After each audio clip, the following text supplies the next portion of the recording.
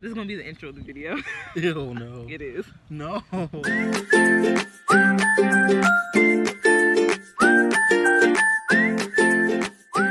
Hey guys, so today we're gonna be doing a Q&A, and we're obviously outside. I'm with my bestest friend ever. This is Ty. Introduce yourself, Ty. Hi guys, my name is Ty. That's about it. So I'm just really loving this lighting right now. Like, what? Go off. But we're gonna do a witchy Q&A. If you didn't know, now you know that me and Ty, we are both witches. So a lot of people have curiosities about it. So we thought to do a little Q&A for the channel, and let's get carried away, or let's get started.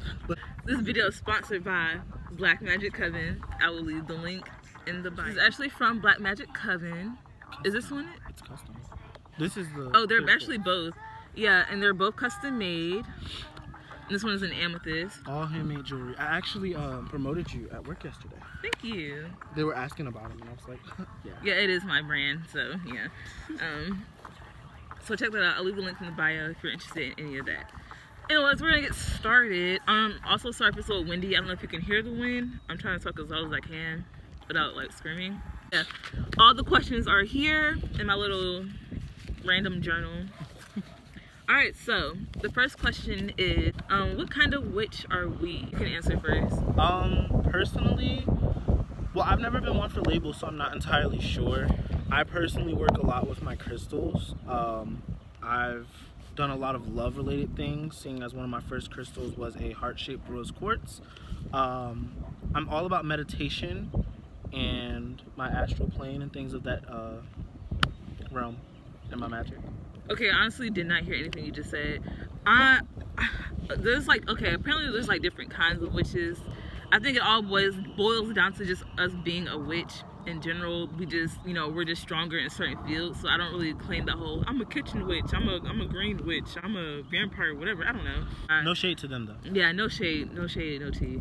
But I could be considered the eclectic witch or a green witch because I actually don't work with crystals that much anymore. Most of my area of like work is like surrounded with herbs. And second question, what are our favorite tools to use in our craft? For me, it's visualization. I don't use any real tools aside from my crystals and my grimoire. Other than that, just energy. Basically. And not just landed on your face. I don't use that many tools either. Like, I have a lot of tools, but it's just my choice not to use them that often. Like, I have the broom, I have the wand, I have hella things like all over the place. Really only use like my incense burner, I guess. Again, my grimoire, the energy. I do use tarot cards too. I just started that. Yes. I can't really think of off the top of my head like all that I use, but I guess those are like the main things as of now. And then of course like my herbs, and I do use a pestle and mortar though to like grind things up every now and then. So moon water is more of an ingredient, but I use that from time to time as well. Our favorite herb and crystal, or if you have multiple, whatever. My favorite crystal is hands down rose quartz. It's like mainstream as that might be. That's just the one I've always felt the strongest connection to, and that's the only ones that I really have on my altar. That and the amethyst, and I'm wearing my amethyst now, and then like my chakra and clear quartz necklace choker.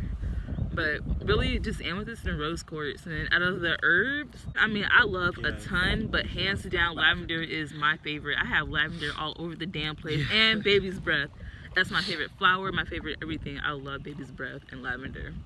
I'm not really much of an herbage guy, but I'm definitely one for quartz crystals in general.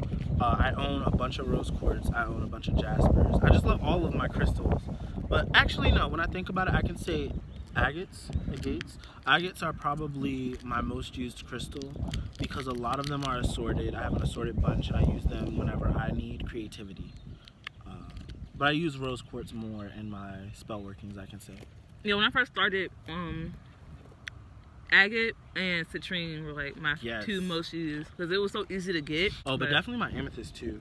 It helps me with my yeah. You wear a lot of amethyst. I do. Where's the most magical place we've ever been?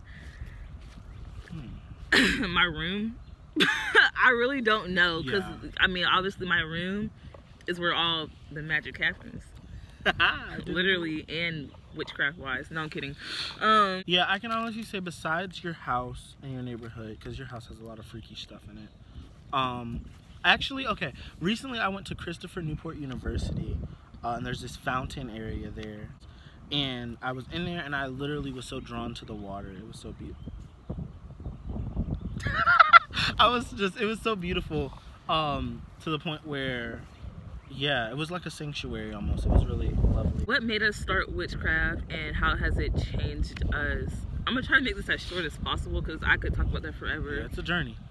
Definitely. Mainly it came because I suffer from like depression, a little bit from anxiety, like a lot of shit. And I've always been kind of like spiritual, I guess, in the inside, because even when I was younger, I was like, well, is it possible for me to be a Christian and a Buddhist? And I was like, no, like blah, blah, blah. Like I've always never, like, I just knew I had more roots, I guess.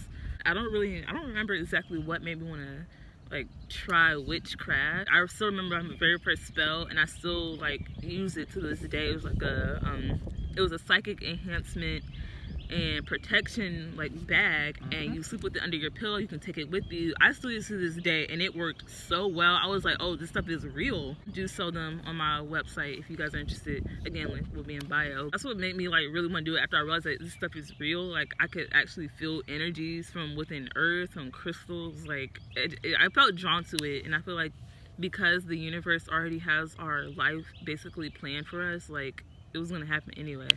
So it didn't cure my depression, but like, you know, it definitely helps me get through like every day, and it gives me something to look forward to, and it's just an endless journey. Magic certainly does help. So I first learned about spirituality in 10th grade. For me, I was trying out something new, and I went and studied Buddhist culture and things of that, the Dharmapada. Got really immersed. I've always been into mythology and things, so when I started meditating, which my mom taught me at an early age, spirituality's always been in my life. And once I started studying crystals, I started learning about chakras. Once I started learning about chakras, I went into meditative states and astrology, things of that nature, and it all just kind of ties together with magic and energy and vibrations and things of that nature. So I can say that that's my journey right there. Now we're gonna go over to questions asked by my followers. Are crystals related to witchcraft? What are they? Well, a crystal's a crystal. No, I'm kidding. So crystals are crystals, yes. Each crystal is found in a specific region of the world, in the earth. They form how they form. But each crystal has its own energy, which can be researched by people like us, I guess, who can feel energies. And they help with certain things. How they relate to witchcraft, I can say that crystals relate to witchcraft. They're used in a lot of spell workings. They're used in meditation, ritual work. I use my crystals when meditating a lot, because certain crystals give me certain energies and certain vibes. I mentioned earlier that my agates are used whenever I'm in like creative blockage and things of that nature. I have a bunch of them. I put them in like a little circle, light a candle, and they just kind of, they influence the energy in the room for me, which is why I carry these all the time. If I'm ever in a pinch, I usually grab my clear quartz, and it kind of just breathe in, breathe out. It's something, it's like connected to my meditation. So Just Morgs asked, what's your favorite holiday? I'm assuming that you're gonna mean like pagan holidays. I guess Beltane would definitely be like my favorite, because it is like summer, and I just like how wild the night can get, and I don't know, I just like the energy from it. Also, like Samhain is one of my favorites as well, because Halloween is my favorite holiday. I certainly love winter solstice, which is crazy because I'm not a cold person. I don't like the cold, but winter solstice is very inviting for me. All of these questions come from Nosley. So Nosley, if you're watching this, thank you for all the fucking questions that you sent. Our preferred way of healing. But I kind of don't know what you really mean by that. Like, I don't know if you mean like within witchcraft, or like, because we were joking about this. I was like, my favorite way of healing is going to the hospital sometimes. But I mean, I don't know.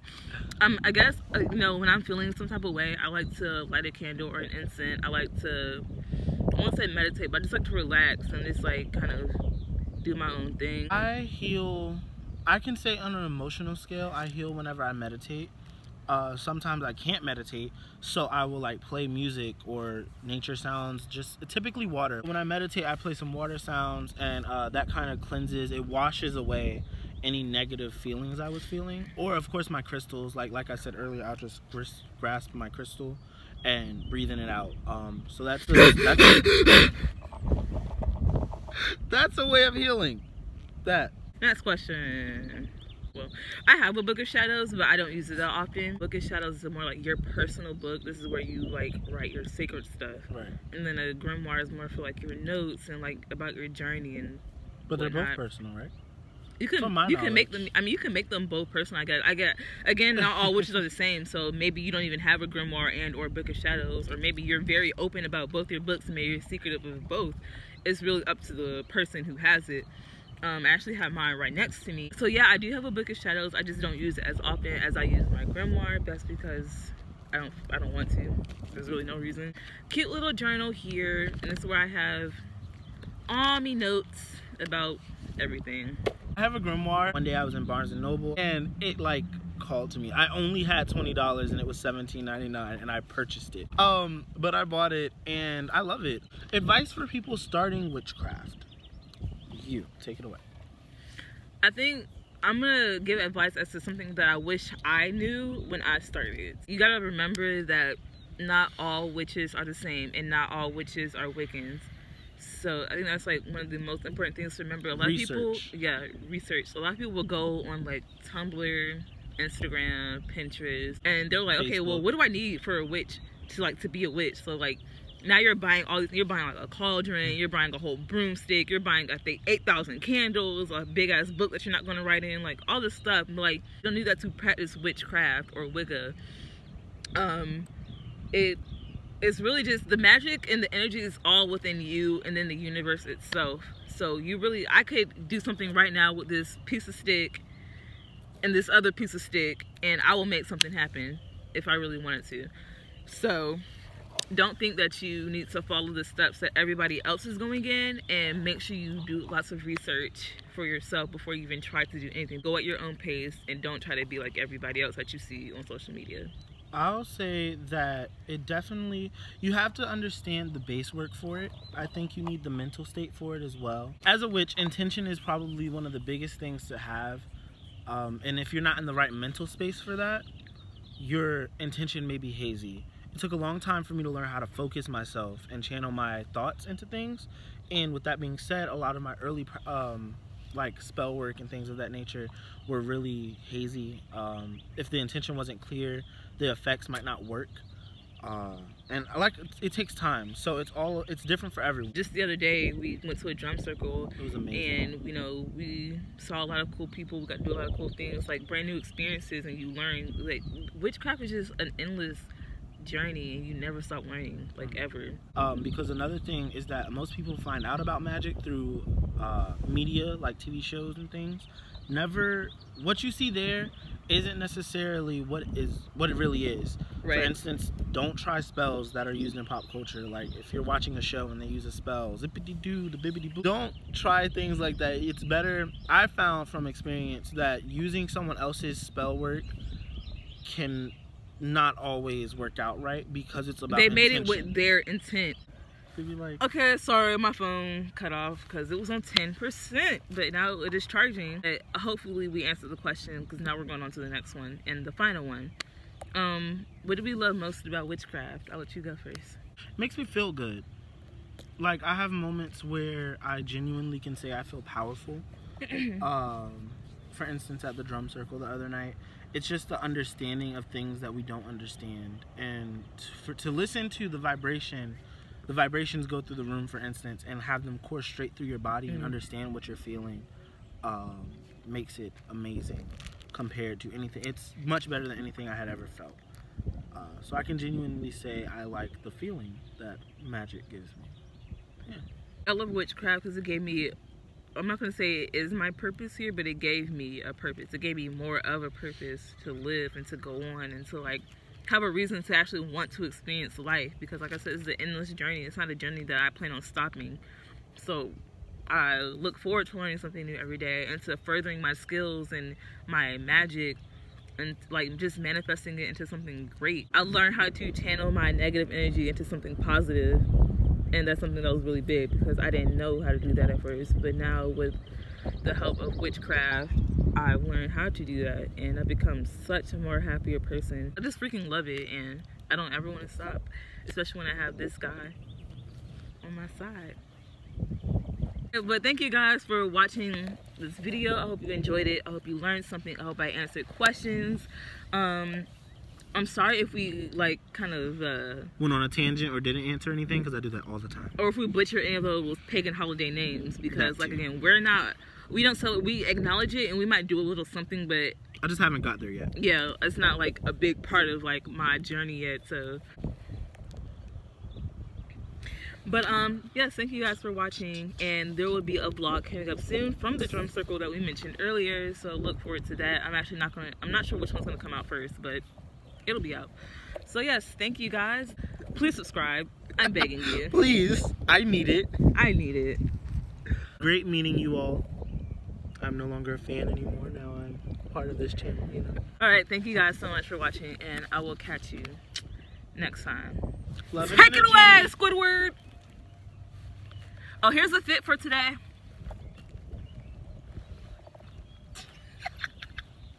In the video.